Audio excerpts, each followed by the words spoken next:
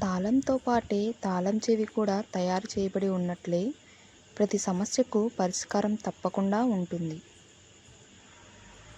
అహం వల్ల ఏర్పడే అంధకారం చీకటి కంటే భయంకరంగా ఉంటుంది. అందుకే అహంకారాన్ని వీడండి, వెలుగు దిశగా అడుగులు వేయండి.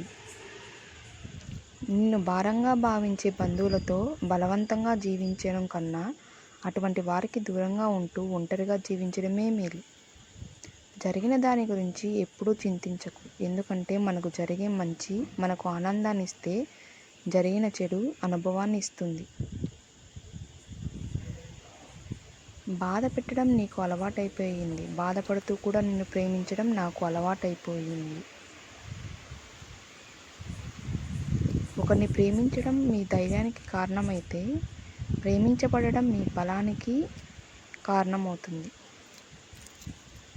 ఓటమి అనేది ఒక ఆలోచన. వాస్తవంగా అంగీకరించినంత వరకు ఓటమి ఎవరిని ఓడించలేదు. నిన్ను ప్రేమించిన వారిని ద్వేషించకు. నిన్ను నమ్మిన వారిని మోసం చెయ్యకు. కష్టాలని తొలగించమని ప్రార్థించడం కన్నా వాటిని ఎదుర్కొనే శక్తిని ఇవ్వమని ప్రార్థించటం మిన్న. ఒకసారి మోసపోతే అది మన తప్పు కాదు. రెండోసారి మోసపోతే అది మన తప్పు. సంతోషం ఉండే వ్యక్తుల కంటే ఎక్కువ పొందేవాళ్ళు కాదు, ఇతరులకి ఎక్కువ ఇచ్చేవాళ్ళు.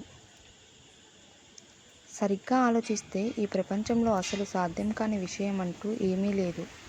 అయితే మనకు కావాల్సిందల్లా పాజిటివ్గా ఆలోచించి ముందడుగు వేయడమే. ఓటమి భయం మనల్ని కలలు కనకుండా చేస్తుంది. మనం కన్న కలల్ని అసాధ్యం అనుకునేలా చేస్తుంది.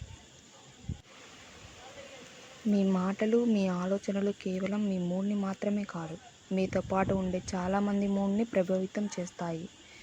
అందుకే మంచి ఆలోచనలు చేయండి, ఇతరులతో ప్రేమగా ఉండండి.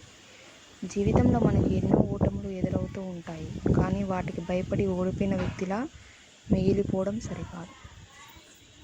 ఓటమి అనేది గెలుపుకి మార్గం.